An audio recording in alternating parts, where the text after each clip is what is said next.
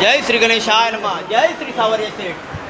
सावरिया सेठ यांचा कळस आपण पाहू शकतो. दर्शन लाईव्ह करत आहोत आपण महाराष्ट्र राज्यातून राजस्थान येथील श्री सावरिया सेठ येथील एका चमत्कारिक मंदिरात आलेलो आहोत. इथे करोडो रुपयांची देणगी दररोज चढवली जाते. भाविक भक्त व्यापारी लोक आपल्या उत्पन्नातील काही भाग सावरिया सेठ यांच्या चरणी अर्पण करतात. त्यामुळे भक्तांची अशी आपल्याला फारच वर्दळ पाहायला मिळत आहे. अनेक भाविक भक्त या सावरिया सेठ येथे दर्शनासाठी जमतात.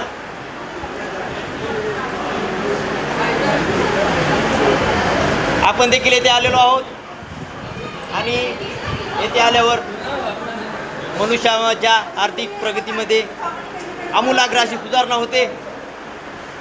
जे लखपती आहेत ते काही दिवसांनी करोडपती होतात.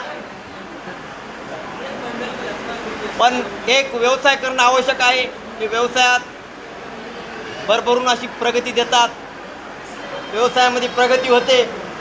पण काही मिळवण्यासाठी काही करणं आपली जबाबदारी आहे.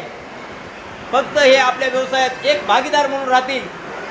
आदरणीय श्री सावरिया सेठ हे आपल्या व्यवसायातील एक भागीदारी म्हणून राहतील.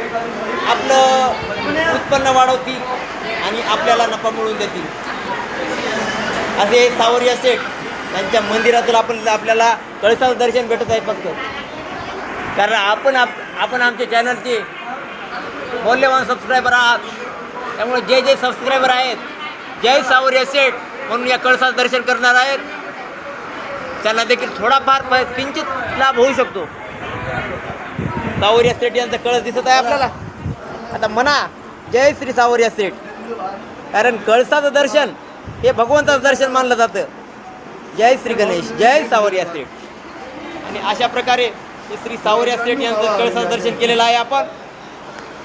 कारण मी तर इकडं राजस्थानमध्ये दर्शनासाठी आलो.